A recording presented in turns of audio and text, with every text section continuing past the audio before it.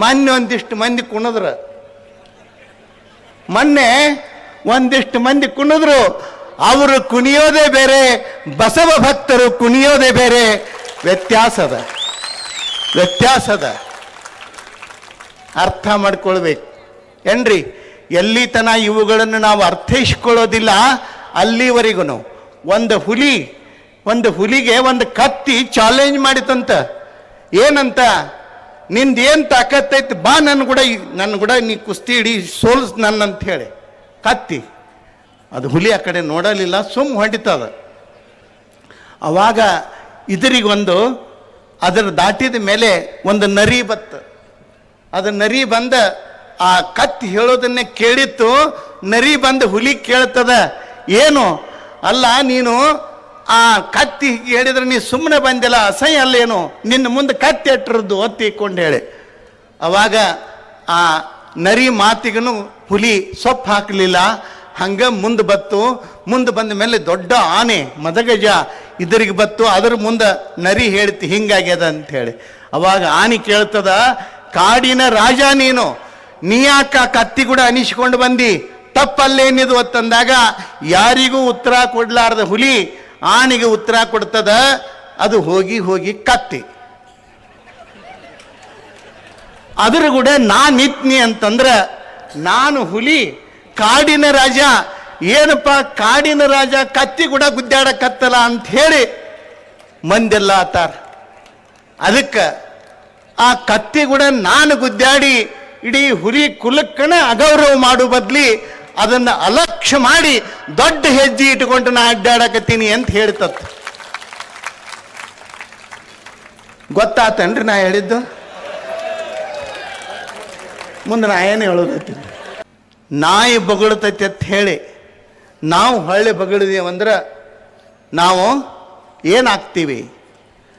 ಆದ್ರೆ ಒಂದು ಬಹಳ ನೋವಿನ ಸಂಗತಿ ಏನು, ನಾವು ನೀವೆಲ್ಲ ನೆನಪಲ್ಲಿ ಎಚ್ಚರಿಕೆ ಇಟ್ಕೊಳ್ಬೇಕಾದಂಥ ಒಂದು ಮಾತು ಹೇಳೋಕೆ ಇಷ್ಟಪಡ್ತೀನಿ ನಾನು. ಏನಂತಂದರೆ, ನಾವು ಮನೆಯೊಳಗೆ ಒಂದು ನಾಯಿ ಸಾಕಿರ್ತೀವಿ. ನಾಯಿ ಸಾಕಿ ಬೆಳೆದ ದೊಡ್ಡದಾಗಿ ನಮ್ಮ ಜೊತೆಗಿರ್ತಕ್ಕಂಥ ನಾಯಿ ಎಂದು ನಮ್ಮನ್ನು ನೋಡಿ ಗುರ್ರನ್ನಾಕತ್ತತಿ. ಅವತ್ತು ನೀವು ತಿಳ್ಕೋಬೇಕು, ಯಾರೋ ಇವಕ್ಕೆ ಬಿಸ್ಕಿಟ್ ಹಾಕಾಕತ್ತಾರ, ನಾಯಿಗೆ ಬಿಸ್ಕಿಟ್ ಹಾಕಾಕತ್ತಾರ. ಮೊದಲು ನಮ್ಮ ರೊಟ್ಟಿ ತಿಂದು ಸುಮ್ಮಿದ್ದ ನಾಯಿ ನಮ್ಮ ಮನೆಯಾನ ನಾಯಿ, ನಮ್ಮ ಮನೆಯಾಗಿನ ನಾಯಿ, ನಮ್ಮ ರೊಟ್ಟಿ ತಿಂದು ಬೆಳೆದ ನಾಯಿ ನಮಗ ಗುರ್ರತತಿ ಅಂದ್ರೆ ಯಾರೋ ಬಿಸ್ಕಿಟ್ ಹಾಕಾಕತ್ತಾರ. ಹೌದಿಲ್ರಿ? ಆದ್ರೆ ಒಂದು ತಿಳ್ಕೋಬೇಕು, ನಮ್ಮ ನಾಯಿ ನಮ್ಗ ಬೊಗಳಾಕೈತು, ಗುರ್ರನ್ನಾಕೈತಂದ್ರ ಅದನ್ನು ನಾವು ಜಾಗೃತಿಯಿಂದ ಸರಿಪಡಿಸ್ಬೇಕು, ಇಲ್ಲ ಹೊರಗೆ ಹಾಕಬೇಕಾದಂಥ ಅನಿವಾರ್ಯತೆ ಆ ಮನೆಯ ಮಾಲೀಕರದು ಅಂತಕ್ಕಂಥ ಮಾತನ್ನ ಈ ಸಂದರ್ಭದೊಳಗೆ ಹೇಳೋಕೆ ಇಷ್ಟಪಡ್ತೇನೆ. ನನಗೆ ಬಹಳ ನೋವು ಅನ್ನಿಸ್ತದ. ಒಂದು ಮಾತು, ಶರಣರ ಬಗ್ಗೆ ಬಸವಣ್ಣ ಹಿಂದೂ, ಶರಣರು ಹಿಂದೂಗಳು ಈ ರೀತಿಯೊಳಗೆ ಪದಪ್ರಯೋಗ ಬರ್ತಿರೋದು ಬಹಳ ನೋವಿನ ಸಂಗತಿ. ಬಸವ ಭಕ್ತರಿಗೆ ನಾನು ಕೈ ಮುಗಿದು ಕೇಳ್ಕೊಳ್ತೀನಿ, ನನಗೇನಂದ್ರೂ ಚಿಂತಿಲ್ಲ, ನಿಮಗೇನಂದ್ರೂ ಚಿಂತಿಲ್ಲ.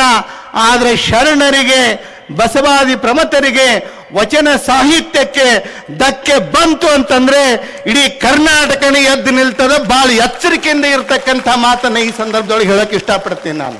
ಟಿಸಿ ಅವ ಟ್ರೈನ್ ಒಳಗೆ ಹತ್ತಿದ, ಟ್ರೈನ್ ಬಿಟ್ಟ ಮೇಲೆ ಎಲ್ಲರದು ಸೆಟ್ ಮಾಡ್ತಿದ್ದ.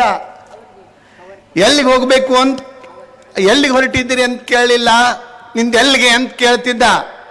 ಅವಾಗ ಒಬ್ಬ ಹೇಳಿದ ಹುಬ್ಬಳ್ಳಿಯಿಂದ ಹೊರಟಿತ್ತು, ಒಬ್ಬ ಹೇಳಿದ ನಾನು ಹಾವೇರಿ ಅಂದವು. ಹಾವೇರಿ ಅಂದ ಕೂಡಲೇ ಇದು ಹಾವೇರಿ ಹೋಗಲ್ಲ, ಈ ಕಡೆ ಹೋಗ್ತದ, ಬಾಗಲಕೋಟೆ ಕಡೆಗೆ ಇಳ್ಕೊಂಡ್ ಮುಂದಿನ ಸ್ಟೇಷನ್ಗೆ ಅಂತ ಇಟ್ಕೊಂಡೇಳೆ ತಂದ. ಆಮೇಲೆ ಮತ್ತೊಬ್ಬ ದಾವಣಗೆರೆ ಅಂತಂದ, ಇದು ದಾವಣಗೆರೆ ಹೋಗಲ್ಲ, ಈ ಕಡೆ ಹೋಗ್ತದ, ಆ ಕಡೆ ಇಳ್ಕೊ ಮುಂದಿನ ಸ್ಟೇಷನ್ಗೆ ಅಂತ ಹೇಳಿ.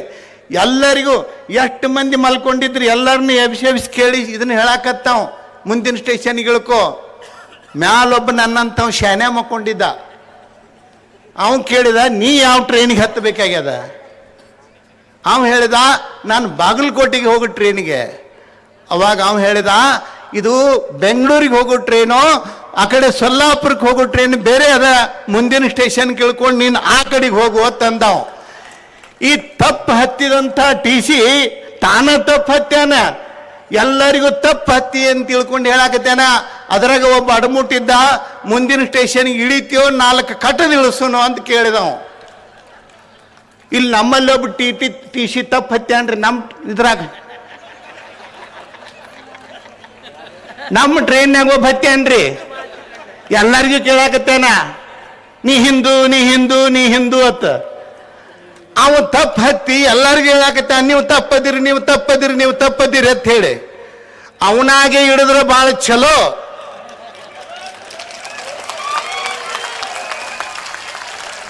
ಇರದಿದ್ರ ನಮ್ಮ ನಾಡಿನ ಬಸವ ಭಕ್ತರು ಕೆಳಗೆ ಇಳಿಸ್ತಾರೆ ಅನ್ನುವಂಥದ್ರೊಳಗೆ 2 ಮಾತಿಲ್ಲ ಅನ್ನೋ ಸಂದರ್ಭವನ್ನ ಈ ಪ್ರಸಂಗದೊಳಗೆ ಹೇಳೋಕೆ ಇಷ್ಟಪಡ್ತೀನಿ.